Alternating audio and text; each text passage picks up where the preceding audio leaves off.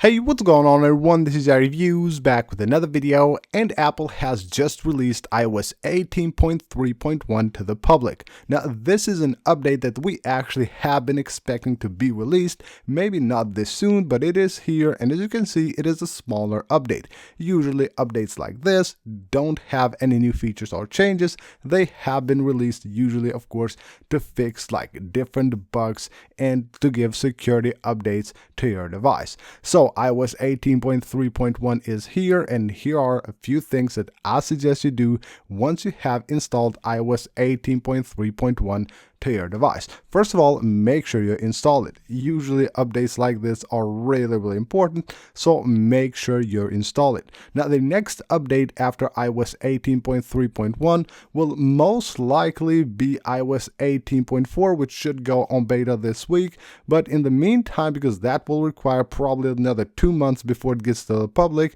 in the meantime we should have other updates released as well, like 18.3.2 most likely. So what I suggest you do, the first thing here is make sure that you have your automatic updates turned on. You don't want to miss any of these smaller updates because they're really important and contain really important security fixes. So make sure you have your updates enabled here, and also automatic update downloads enabled right there, so you're good to go. You don't need to even bother with installing these updates. They will be installed on your device automatically. The next thing you want to do is check for a carrier update.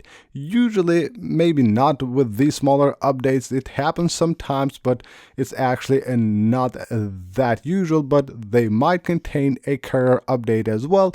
The carrier updates are of course pushed from your carrier, so once you have this update installed on your device, go ahead and go to your settings, go to general, and then go to the about section. Just stay there for like 10 or 15 seconds, and if you have a carrier update, it will pop up on the screen right here. Make sure you tap the install button and you're good to go. It will install in like a couple of seconds, won't reboot your device or anything like that.